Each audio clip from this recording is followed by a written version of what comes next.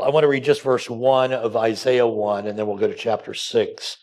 And then we won't get to chapter 6, obviously, for several weeks, but I think it's important to read that because it kind of helps with the backdrop. For those of you maybe who are new to the Wednesday studies, we typically go through a book in the Bible, which means the first couple of weeks can feel a little slow, and because I think to understand this scripture properly, we need to understand what was going on and what the background was.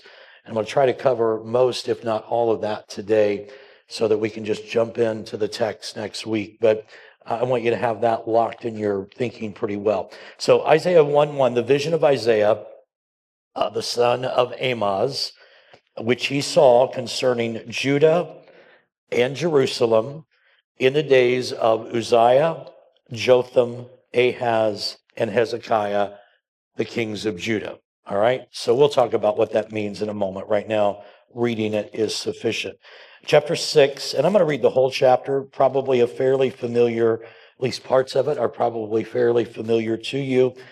Chapter 6 and verse 1, in the year that King Uzziah died, I saw the Lord sitting on a throne, high and lifted up, and the train of his robe, king's robe, filled the temple, or the Lord's robe, the Lord the King. Above it stood the seraphims. Those are angels. Each one of them had 6 wings. With 2 of the wings, they covered their face. With 2, they covered their feet. And with 2, they flew. And then they cried to one another, Holy, holy, holy is the Lord of hosts. The whole earth is full of his glory. Verse 4, when they cried, the posts of the door in the temple were shaken by the voice of him who cried out, and the house was filled with smoke. And Isaiah said, woe is me, because I'm undone. I'm not worthy to be here. I'm a man of unclean lips, and I dwell in the midst of a people of unclean lips, for my eyes have seen the King, the Lord of hosts. Then one of the seraphim, one of the angels, flew to me, Isaiah said, and he had in his hand a live coal. So you can imagine he has in his hand tongs with coal in it. He had taken with the tongs from the altar, and he touched my mouth with it. And he said, behold, this has touched your lips. Your iniquity or your sin is taken away. Your sin is purged. And then I also heard the voice of the Lord saying, whom shall I send and who will go for us?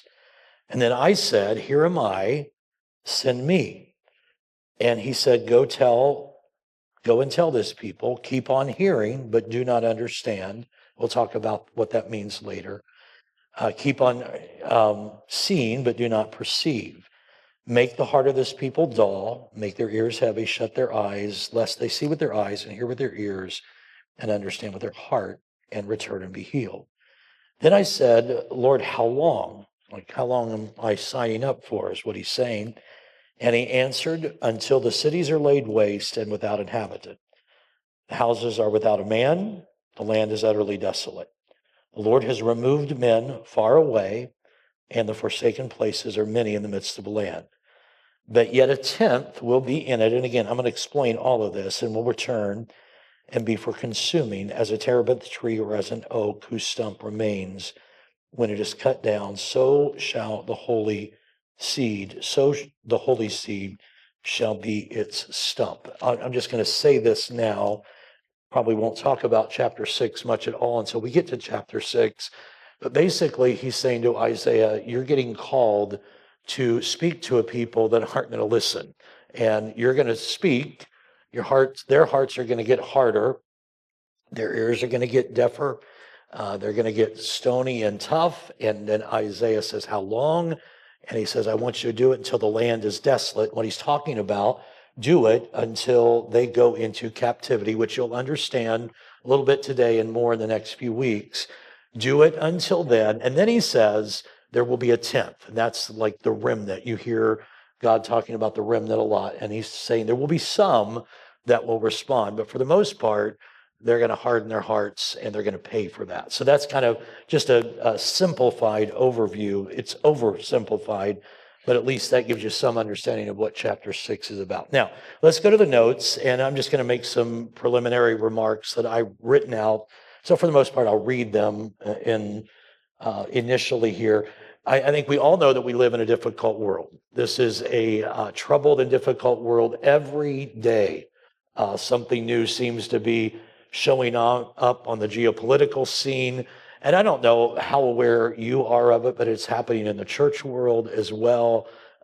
There are prominent ministries that are under scrutiny and are failures that are going on. The church is airing its dirty laundry all over social media. Not our church. I'm talking about the church world. Our culture is pretty messed up right now. I think we all understand that. But in that difficult world, God has called us to speak to it, to speak in a relevant way to a culture that has kind of gone off the rails, I suppose.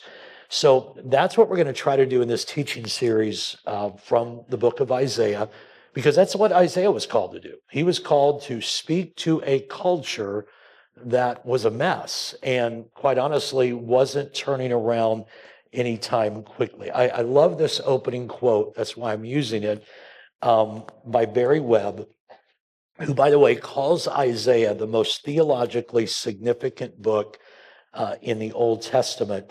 And I was telling the other pastors, Grady and Kyle and Josh and Ty, on Monday that I was going to start teaching through this, and they were like, "Whoa, whoa!" Isaiah is a heavy book. I've never taught all the way through it like we're going to do over the next 27 years. I think that's how long it might take. But it is heavy, but it really does speak to our culture in a really powerful way. So, but here's what Barry Webb says as he talks about his own study of Isaiah. And I just love the way he said it. And I think it kind of paints a picture. He said, "I have soared into the heavens and seen the glory of God." That's what we just saw in Isaiah 6. "And with new eyes, I have seen this world and my own place in it. The view has been breathtaking. I am not less mortal or sinful than I was before." In other words, it didn't make him immortal and perfect. My awareness of these things has been sharpened, not diminished. I'm now more aware of my sinfulness, but I am sure now than ever before that those areas of my life that are weak, those things are no obstacles to my communion with God or to the full realization of what He's purposed for me. "I have heard the seraphim cry, the whole earth is full of His glory. And so it is. I live in expectation of the day when He will take His power and reign. And I know with absolute certainty that because of the one who is pierced for my transgressions," which, by the way, is in Isaiah 53, wounded for our transgressions, "the new heavens and new earth will be my home forever." So in Isaiah, we see the Lord high and lifted up. In Isaiah, we're going to see and hear about Jesus, prophesying about Jesus. He was wounded for our transgressions and bruised for our iniquities. And then when we get to the end of Isaiah, we're going to see new heaven and new earth. And so all of that is encompassed in the book of Isaiah. So it's powerful. Let me talk about the book now. The year is 740 BC. That is the year that King Uzziah died. Chapter 6, verse 1. In the year that King Uzziah died, that would be 740 BC. And this is the year that Isaiah wrote this prophecy, and it would be the year that he was called by the Lord to deliver this prophecy. I'm going to give you, again, kind of a geopolitical setup. There's a map here we'll look at in just a moment. But Isaiah's world was the nation of Judah, and which was very tiny in comparison to its neighbor to the south, which would have been Egypt, and Assyria, which would have been to the northeast. So if you want to just look real quickly at this map, it's pretty easy to follow. Are your maps colored or are they black and white? They're black and white. Okay. So if I tell you the green, it will mean nothing to you and you'll all think you're colorblind. So I won't say that to you. All right. You see the kingdom of Judah. It's down about 2/3 of the way, right smack dab in the middle. That is the world of Isaiah. It's Judah. Just above that, the narrower, I guess it gets a little narrow, is Israel. We'll talk about the division of Israel and Judah, but Judah is the world for Isaiah and this prophecy. If you look up to the top right, you see Damascus. That would be the capital of Syria. And then off to the right of that, and really taking up the whole kind of right side of that square, it says the Aramean tribes. That would be where the development of the kingdom of Assyria, not Syria, but Assyria, Assyria, capital city would be Nineveh. They were a superpower. They were a developing superpower of that day. So Aramean tribes, Assyria, that's very prominent in the book of Isaiah. Then if you look down in the left-hand corner, bottom left-hand corner, you see the Yoruba tribes, and that's kind of the beginning of the map for Egypt, which is kind of to the south. And they also were a power. I wouldn't call them a superpower, but they would have been one of the powers of the day as well. So Judah is stuck in the middle underneath Israel, and then to the northeast, this blossoming power called Assyria, and to the southwest is Egypt, which has been a perennial power and kind of been at struggle with Israel from ancient days even till today. Now, bottom of the page where that map is on, Israel is the sister country of Judah. And they occupied a very strategic place in the ancient world. They're right smack dab in the middle. They kind of connect Asia and Africa land routes all the way to the Far East. So they're a pretty prominent area as well. Now, I'm going to tell you what some of you already know, and I often refer to this in sermons. So some of you have heard it and maybe never connected the dots, or maybe you know it really well. But let me just walk through this. The first king of Israel was Saul, correct. Second king of Israel was David. Third king of Israel was Solomon. Okay, so they were one nation. So what you see where it says Israel and Judah, that was all one nation. Samuel anointed Saul. Saul failed. David took over. David died. Solomon took over. But in 930 BC, Solomon died. And when Solomon died, the north and the south split. There's a lot of reasons for that I won't get into, other than Solomon was really hard on the north people. He taxed them really heavily.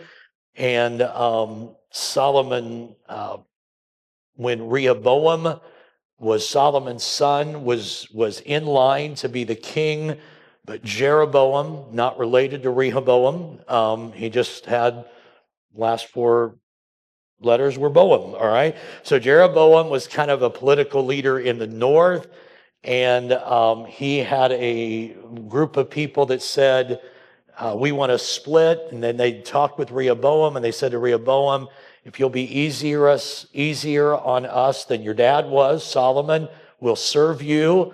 And Rehoboam got counsel from the elders, and the elders said, you need to do that, take that deal, be easier on them. And then Rehoboam got some more advice from his young friends that were in his wedding party, I'm assuming, because they weren't very bright. And he said, what do you guys think? And they said, we think you ought to be harder on the north than your dad was. He went with their advice, took the younger guy's advice instead of the elders. I'm speaking to a group of folks that would agree that was a dumb move, right? Okay. And so, and it ended up splitting the kingdom. So then we have the north, which is now called Israel, 930 BC. And the capital city of the north is Samaria. And then we have the south, which is Judah. That's the smaller piece. 2 of the 12 tribes make up Judah. And the capital city of Judah is Jerusalem. So that's kind of the geopolitical background, at least the beginning of that background. So we're focusing on the smaller one, Judah. That's who Isaiah is prophesying to. And the reason is, I failed to say this, in 722, and that's also on the bottom of that page with the map, in 722 BC, Assyria comes from the northeast and they attack Israel. And again, I'm oversimplifying it, but they end Israel. So Israel becomes their servants. And from that point on, we're really only dealing with Judah. So who is Isaiah prophesying to?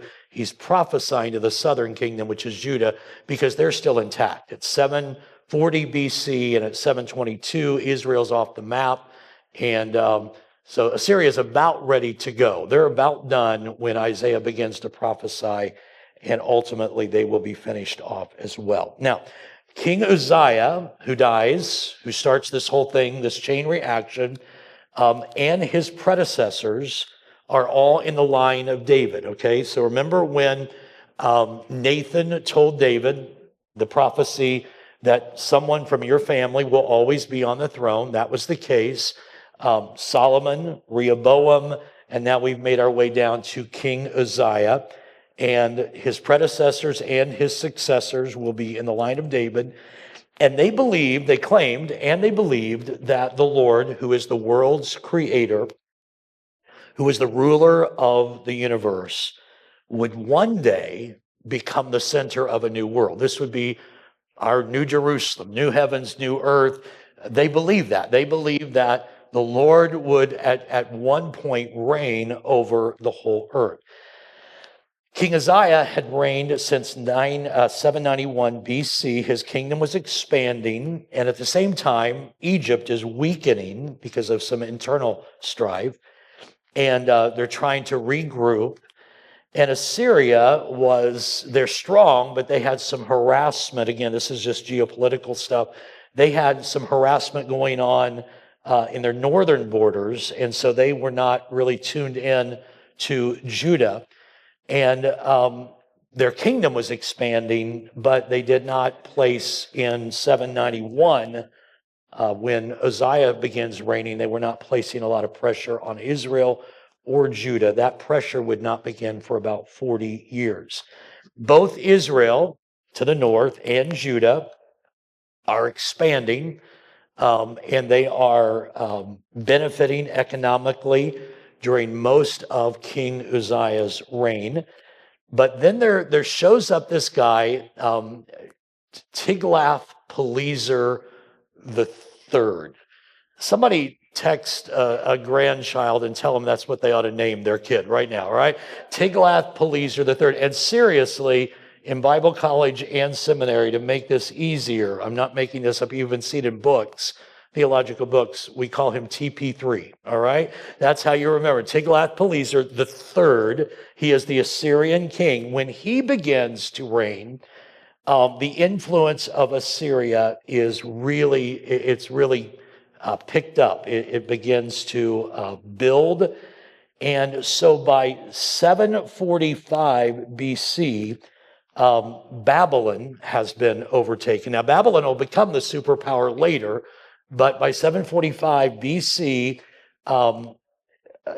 Assyria takes over Babylon, and Israel, the north, Tyre and Syria, all because they don't want to get taken over, start bringing their taxes to TP3, all right? In other words, we'll be your servants and pay taxes if you'll let us kind of live in our own area. So you see the kind of influence that's building up in the northeast with Assyria and TP3. I'm going to say that a zillion times, all right?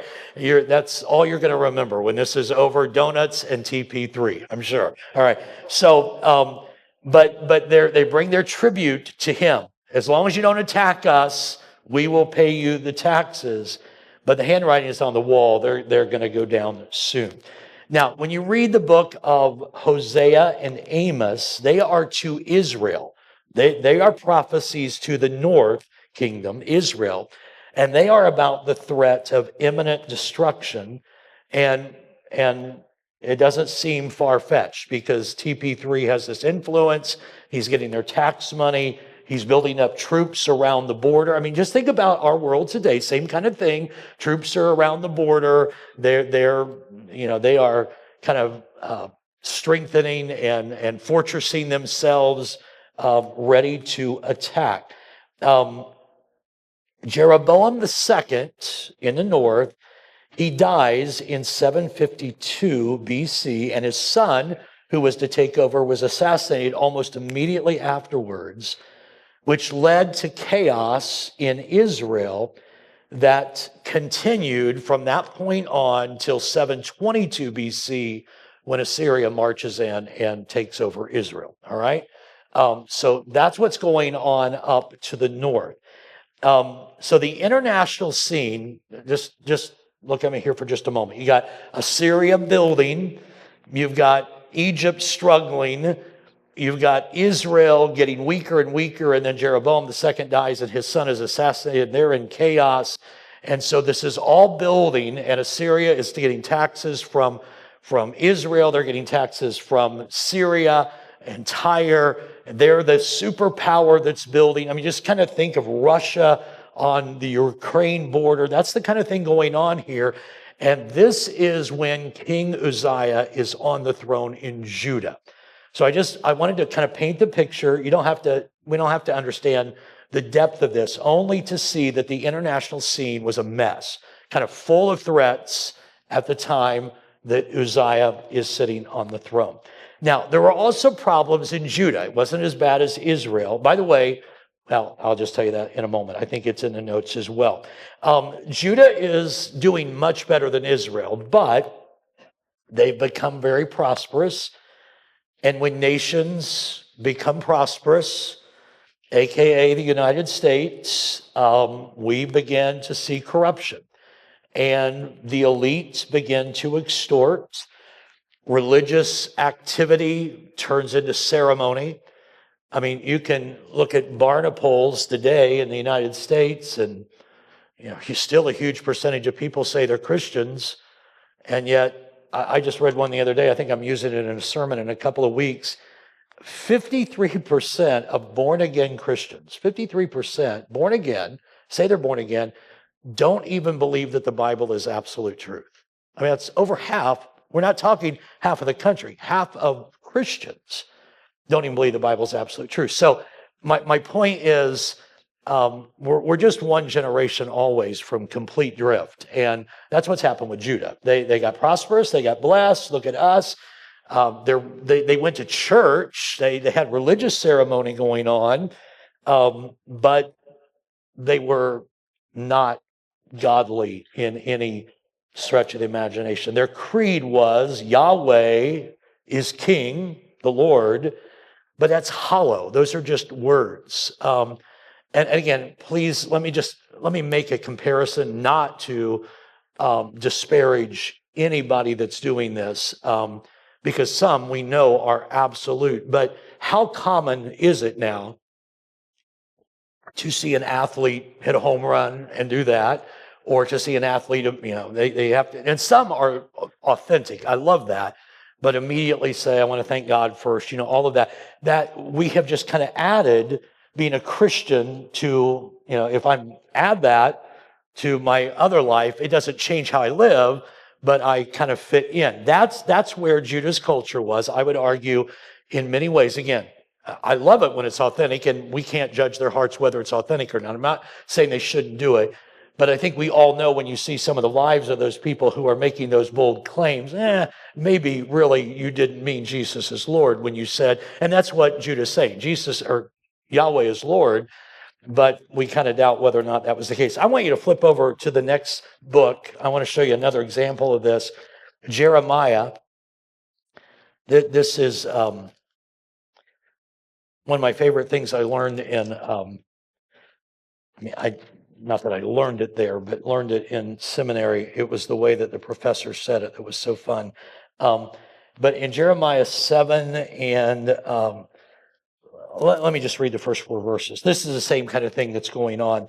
The word that came to Jeremiah from the Lord saying, stand in the gate of the Lord's house and proclaim there this word and say, hear the word of the Lord, all you of Judah, who enter in at these gates. This is the house of the Lord, the temple. You enter into these gates to worship.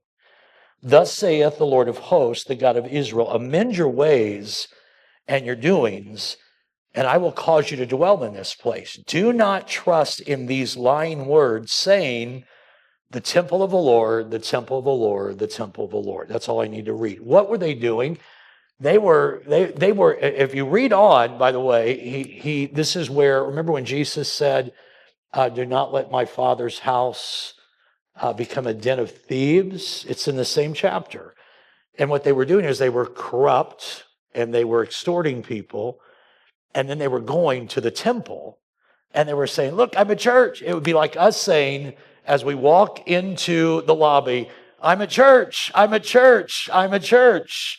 You were a dirty rascal all week long, but I'm in church. That's what they were doing. That's exactly what this text is about. And Jeremiah is saying, don't trust that.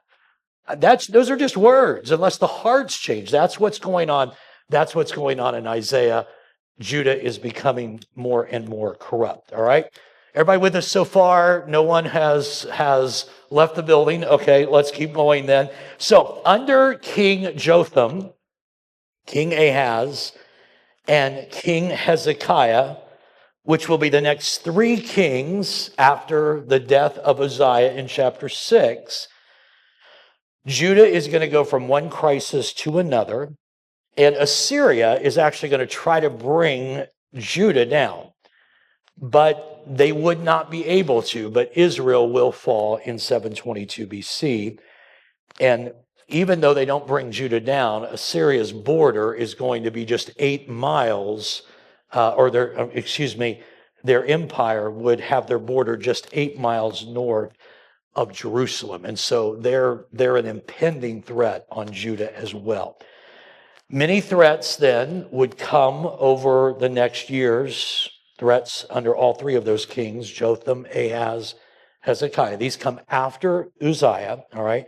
So many threats are going to come, but Isaiah, as he is prophesying, is clinging to the vision of chapter 6, and he is speaking to the people of Judah through that lens. God has told me to tell you. God has told me to warn you. So most of the material in chapters 1 through 39 have to do with the ministry of Isaiah during the crisis years of 734 to 701 BC. The dates don't matter. I just want you to know that those 30 plus years is when most of chapters 1 through 39 have to deal with. You won't see Isaiah much. He's not the focal point. And it's the picture here is the servant is hidden behind his Lord. He'll be talking about Yahweh. Now he'll be talking about himself. And the messenger will be behind the message, which is a great lesson for all of us, especially preachers. We should stay behind the message, not be out front. Now again, Uzziah is the king until 740, and then he's followed by Jotham, Ahaz, Hezekiah. Later on, Manasseh will become the king, 701. He is the son of Hezekiah. He's a wicked king. He'll be the 13th king of Judah. And he's going to reverse all of his father's policies, and he will send Judah into a really horrific period of time. They will submit also to Assyria and submit by way of paying tribute. And it is in this time that Isaiah was martyred. And many believe, tradition says that he was sawn in two. Hebrews 11:37 talks about the great men of faith, and one of the descriptions is sawn asunder. Doesn't mention Isaiah's name, but many believe that was Isaiah. Tradition and history seems to indicate that it would be during that time that Isaiah was actually martyred. Okay, so that's kind of the backstory. Again, first lesson or two, we have to kind of muddle through this, but I want you to get the picture and you have the notes. Now, let me talk a little bit about the prophecy of Isaiah. This is a little simpler for a moment or two. It's sometimes called the Bible of the Old Testament. And the reason is the Bible has 66 books in it. It has 39 in the Old Testament and 27 in the New Testament. And the book of Isaiah has 66 chapters in it.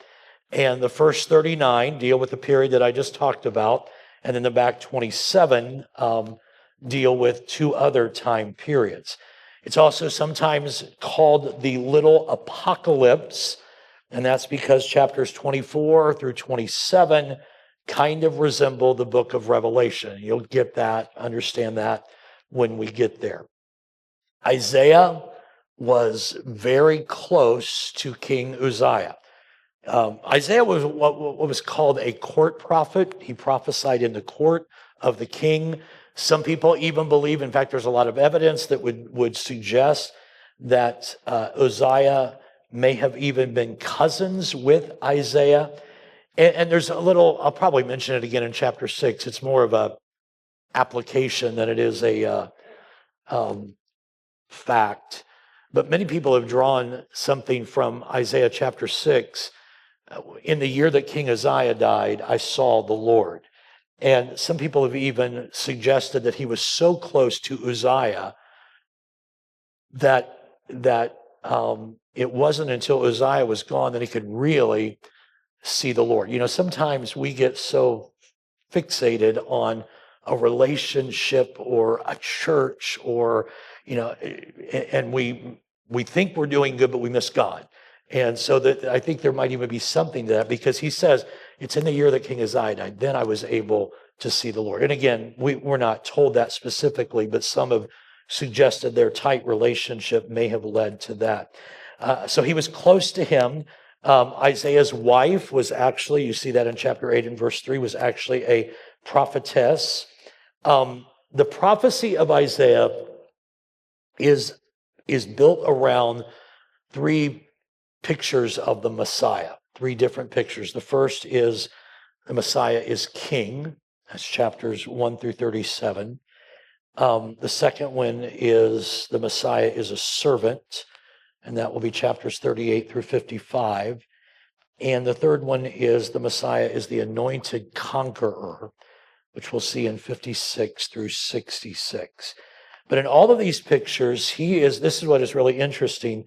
In the book of Isaiah, in all of these pictures, he is seen as having both human and divine qualities and characters, which is really cool, because this is it's a precursor to the incarnation, God becoming flesh. It's like it shows the dual nature of Christ, or at least it foreshadows that. And so, because we will see him as David's line or his lineage, the root of David, but he's also seen as the mighty God, the everlasting Father, and the arm of the Lord. So you kind of get both human and divine character in all of these images of the Messiah. And now peace is the norm under King Uzziah's reign, but there's going to be a crisis that's going to come when Ahaz is the king. And that pressure is going to mount under Jotham, and that's going to provide some structure in this prophecy, and it reaches its full culmination with Hezekiah. There's a real showdown that happens with Hezekiah and the Assyrians, which is a really cool story. And you see it in Isaiah, but you also see it played out in some of the other Old Testament books. We'll talk about that. It's a really cool story, but we won't get to that for a long, long time. All right. It'll be a while. So let's talk about the author of Isaiah. Who is he? For the first 18 centuries after Christ, there was no debate. Everybody said Isaiah was the author. 19th century, a thing called rationalism came along, which just basically meant supernatural couldn't have happened. And let's be rational about this. I'm, again, oversimplifying, but no miracles, we don't believe that stuff. We're rational people. That was kind of the movement of the day. And so rationalism could not accept predictive prophecy. In other words, there are things that happen that Isaiah prophesied that happened after he was dead. And so rationalism said there is no way he could have known that, and there couldn't have been supernatural. So rationalism said Isaiah could not have been the author. So for 18 centuries, everybody just said Isaiah is the author. Then in the 19th century, that begins to get questioned. And there were theories. I remember studying these in school as well. One of the theories is the Deutero Isaiah. That just simply means there were two. There was an Isaiah that did the first 39 chapters, and an Isaiah that did the rest of it, the 27.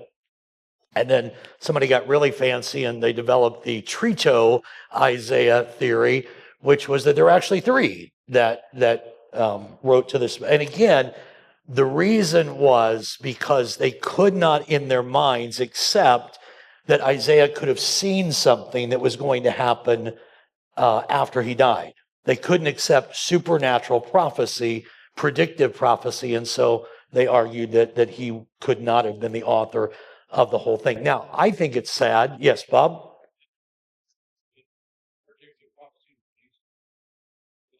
Oh, absolutely. Yeah. The Rudolf Bultmann, I don't know if you know that name or not. Rudolf Bultmann did what he called the demythologizing. I said that word, got it all out. Demythologizing of the New Testament, and took out all the miracles and said that could not possibly have been. And those were just myths, and people talked in myths in that day, but they weren't real supernatural miracles. So yeah, that in the 19th century, I think now I'm stepping out where I'm not positive. I think probably from the German schools, that rationalism really took hold, and people were looking. That's when, now I'm going to get in the weeds. I'm already in the weeds. I'm going to get a little deeper for just a moment, but like higher criticism and things like that came into play, where that's when the authenticity of Scripture really began to get challenged, would be in the 19th century. So there was always,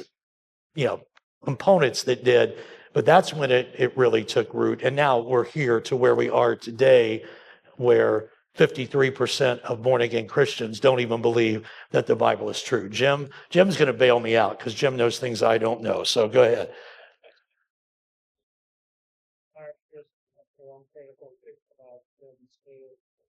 I was right. German school. There you go. Okay. Where they said the words of Jesus. Yeah. Yeah. Didn't gray. And then they say purpose said black. Yeah. Yeah. Yeah. What was that movement called? It was yeah, it was liberalism. It was like something the name Jesus was in there. Like the search for the real Jesus, yeah, historical Jesus.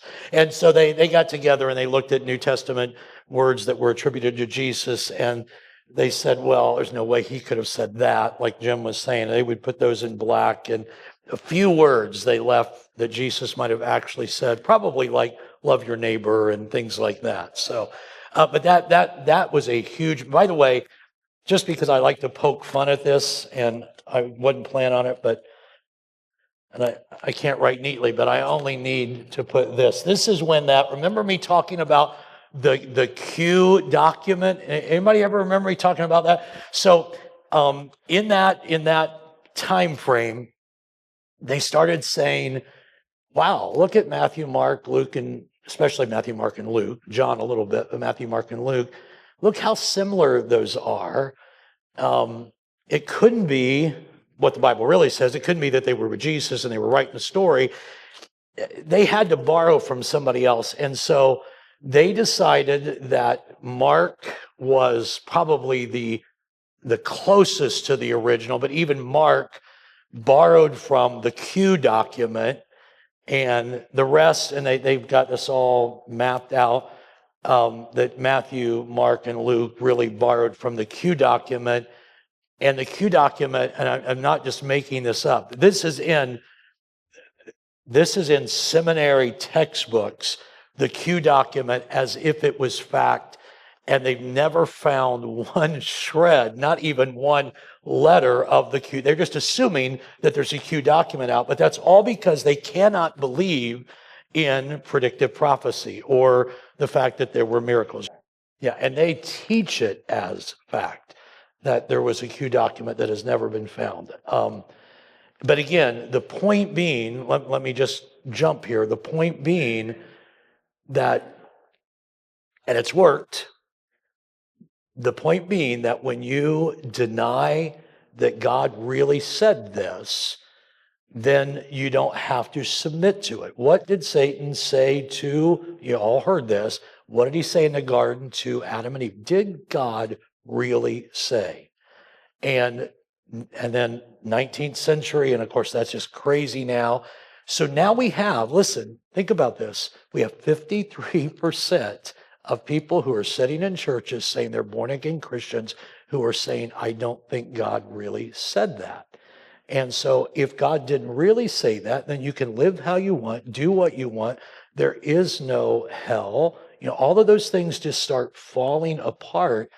And that's why it is so crucial that we not go and try to be trendy, but we teach truth. We have to teach truth because that's what the church is called to do. We're called the pillar and the support of the truth, not new trends and new fads. So it's if I had time, I would do what I've done a couple of times before. Maybe we'll work that in.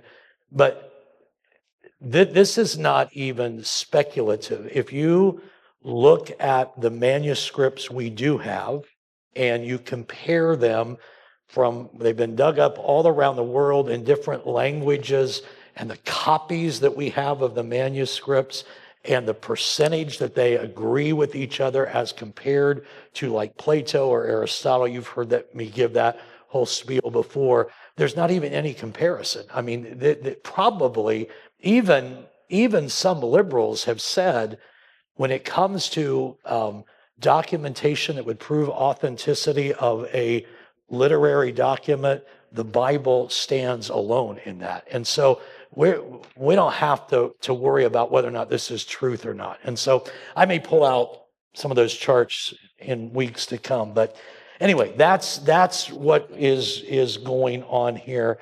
I have no idea where I am in the notes. Let me see if I can find myself. So most of the materials in chapter 1 through 39, I think I'm on the bottom of the page, would happen, have to do with Isaiah's ministry during the crisis of 734. Again, I think I already said that. He's rarely seen. Maybe I'd already turned the page. Oh, I had turned the page a long time ago.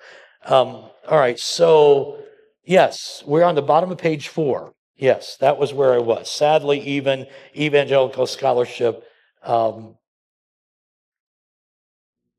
assumes multiple authors, and the reason is they see 3 parts that seem to be addressed to 3 different people. And that's what I wanted to take you to. On the top of page 5, here are the 3 different people groups that they argue are being seen. Chapters 1 through 39, it's clear that he is prophesying to the people of Judah before Babylon takes them into exile. That happened in 586 BC. So when you read the first 39 chapters, based on what the kings and what he's saying and what he's warning about, it is clear that they have not yet been carried away into exile. Then when you start reading chapters 40 through 55, it's clear that he's talking to people who are exiled. So now they're in Babylon and they're hanging their harps on the willow trees, and the city of Jerusalem has been destroyed and the temple has been destroyed. It's real clear when you read those chapters that the people are in exile.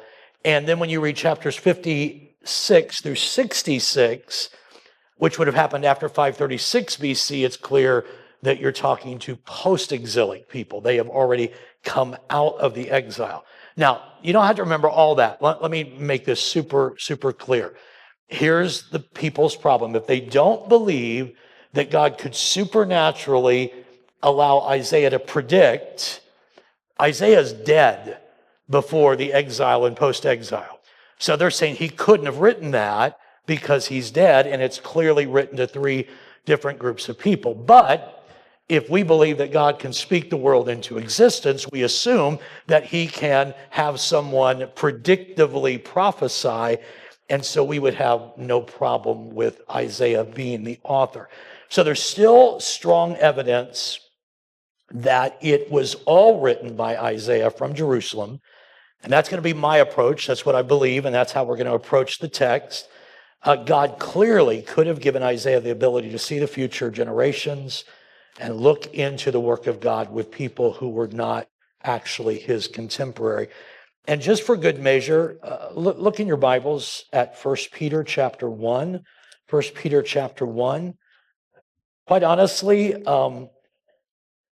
if we throw out predictive prophecy, we are throwing out much of Scripture and much of what Jesus said, and the way that Peter says that prophecy even works. Look at 1 Peter chapter 1 and verse number 10. He says this, "Of this salvation the prophets have inquired and searched diligently, carefully, who prophesied of the grace that would come to you, searching what manner of time the Spirit of Christ who was in them was indicating when he testified beforehand the sufferings of Christ and the glories that would follow. To them it was revealed that not to themselves, but to us, they were ministering the things that have now been reported to you through those who have preached the gospel to you by the Holy Spirit sent from heaven, things which angels desire to look into." Let me give you an example, and it fits this one.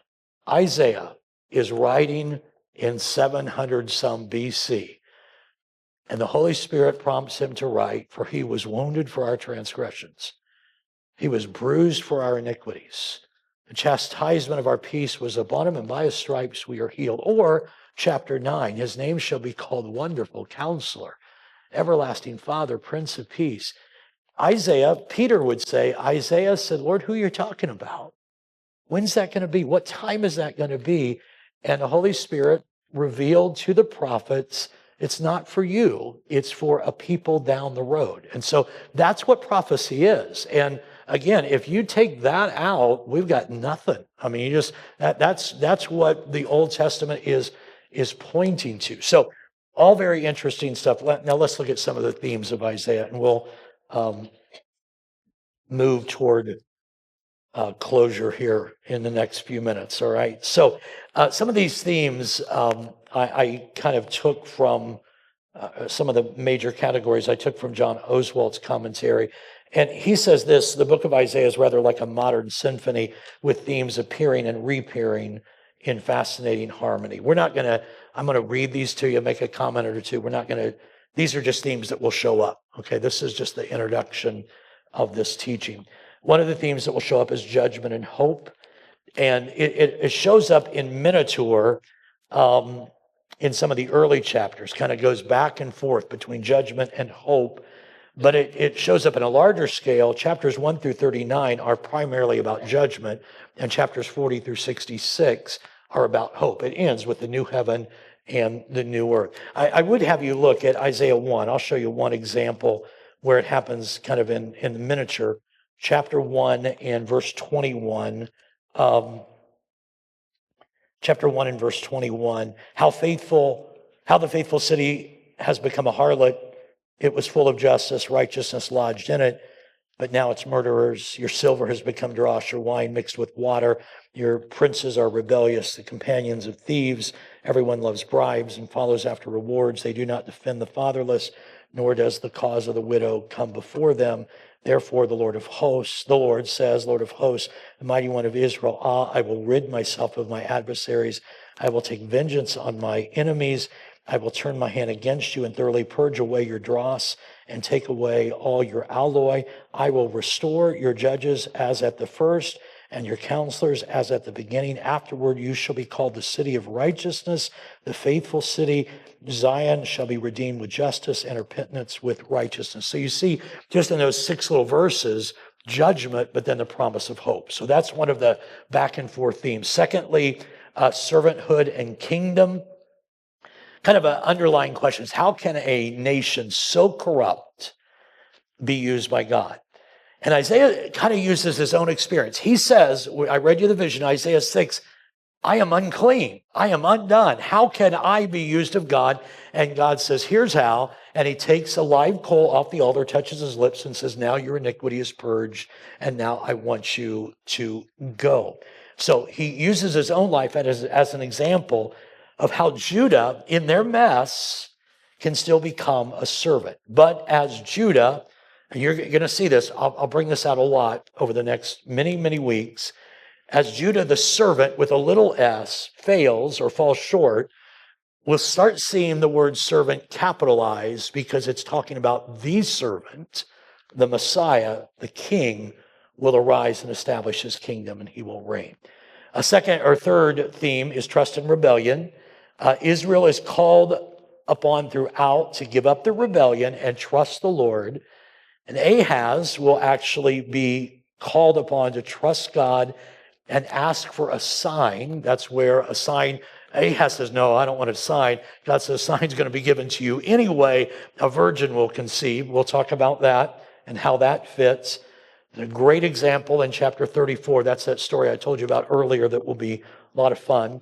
One of the themes is arrogance and humiliation. This runs through all of Isaiah. And turn to chapter 40. Let me just show you this one. Isaiah 40.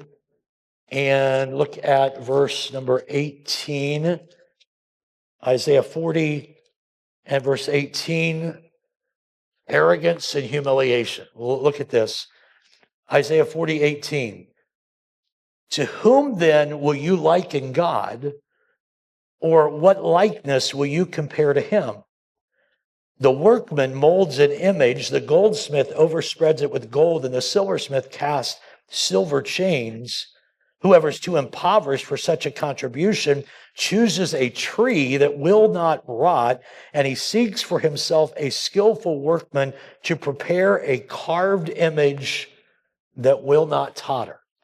And then he says, have you not known, have you not heard, has it not been told you from the beginning, have you not understood from the foundations of the earth? It is he, God, who sits above the circle of the earth, and its inhabitants are like grasshoppers, who stretches out the heavens like a curtain and spreads them out like a tent to dwell in. He brings the princes to nothing. He makes the judges of the earth useless. Here's what is going on.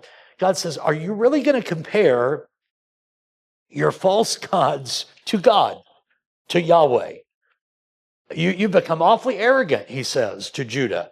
And you really thought that your stock market and your fancy cars and your big contracts and your fancy buildings, you really think that's comparable or comparable to God? So he's talking to them about idols, but this would fit for us. And he says, let me tell you about an idol. Here's how idols are made. Idols, you have to get something, you have to get a goldsmith and he has to cover it, or you have to get a silversmith and he covers it and that becomes, or if you're really poor, if you're impoverished, you go get the best tree you can find and you get somebody who's good with wood to make sure that the tree that you're going to worship doesn't totter. God is humiliating them. You're really going to compare that to the God who sits above the circle of the earth, and we are like grasshoppers to him. You see what he's doing there?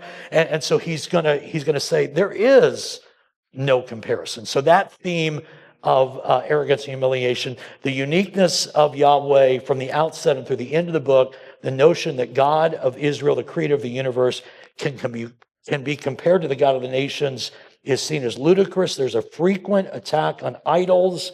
And again, like I just read to you, the God of Israel is the creator of the universe and the Lord of history. The nations are another theme. Israel's responsibility to the nations. We might talk a little bit about that when we get there, especially in light of today's, not today's, but our culture's discussion about Israel. But Israel will falter.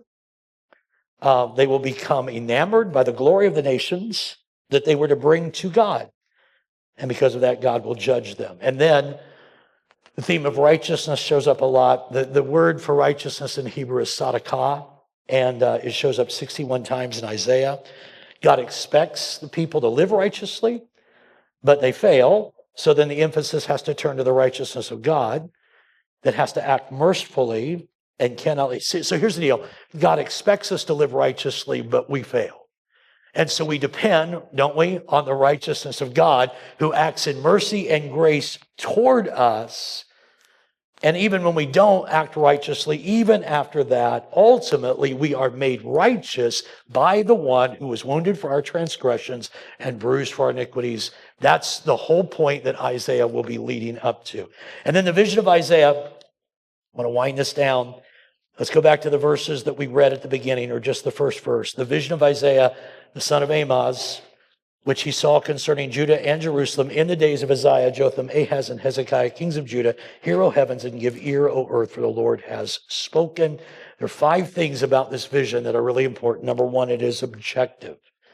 There is a human agent, Isaiah, but it is divine origin. This comes from God. It is his vision, and it only speaks because, or it only exists because God has spoken. Secondly, the vision is big. It's 66 chapters long. It's daunting to the nations and the people of God. And there'll be places in this where Isaiah will say, I command heaven and earth to listen. That's how big this vision is. Thirdly, it is unified. It is unity. There are diversities, as we talked about within the text. There's all kinds of activities, all kinds of speeches, different actions of God. There's different drama of humanity, but all under the umbrella of Isaiah's vision. Fourthly, this is important. It is historical. It transcends history. And it reaches to the new heavens and the new earth. That's how 66 will end. But it originates in a historical time, the reign of Jotham, Ahaz, and Hezekiah. Verse 2 opens with this announcement, the Lord has spoken.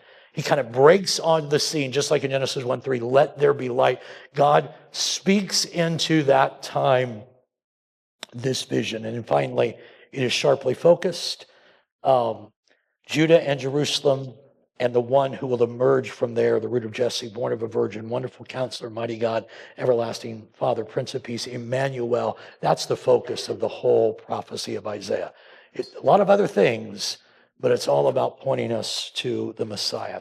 And then why is Isaiah relevant? I think these things may be the most important things I will say all day. First of all, because it really underscores the unique and the exclusive nature of God, the God of Israel. We live in a day of tolerance, syncretism, everybody kind of a little bit of this religion, a little bit of that. Relative truth, I've already brought that up about 5 times. And in the midst of that, Isaiah still speaks to us and says there's just one God, and it is the God in whose image we are created. And he is the God that creates. He's the God that sustains. He sits above the circle of the earth. He's the God that gives us purpose. He's the God that gives us value. If there's ever a time that our world needs to hear Isaiah say, no, there's only one. Everything else totters. Only one God, this would be the time. Secondly, it's relevant because of the message of servanthood.